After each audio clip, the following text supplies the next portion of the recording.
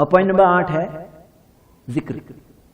الا بذکراللہ تطمئن القلوب، یقیناً اللہ کی یاد میں دلوں کو اطمینان ملتا ہے. سورۃ الرعد سورہ 13 آیت نمبر 28. تو میرے بھائیوں، ذکر میں اللہ کی یاد میں دل کو اطمینان ملتا ہے.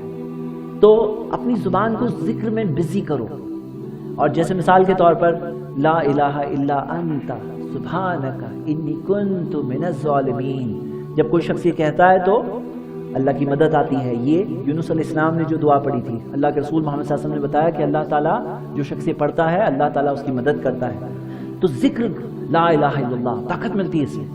لا الہ الا اللہ، نہیں ہے کوئی معبود برحق سوائے اللہ کے. اللہ اللہ ربی لا اشرک بہ شیئا.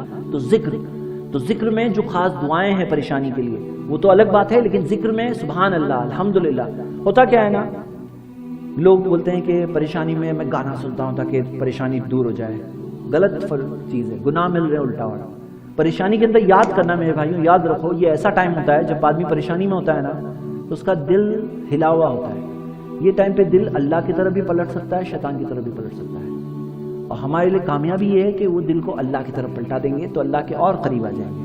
ہاں، اور شیطان کی طرف بھی پلٹ جاتے ہیں. کتنے لوگ پریشانی میں جا کے فیل ہوتے ہیں. وہ پتہ ہے نا، شرط اللہ کی عبادت کرتے ہیں شرط پر کہ خیر ملے گے تو اللہ کے اچھے بندے بنیں گے، نہیں تو نہیں. تو یہ کیا ہے؟ Point number 8. فرسٹ پوائنٹ کیا تھا؟ نمبر 2 توکل، نمبر 3 تقدیر پر ایمان، نمبر 4 آخرت پر ایمان، نمبر 5 عمل الصالح، نمبر 6 نماز، نمبر 7 دعا، نمبر 8 ذکر. دیکھو ہم دیکھ رہے ہیں کہ 5 نمبر سے جو سٹارٹ ہوا ہے سب وہ عمل ہے، کام ہے. ہاں، پوائنٹ نمبر 9.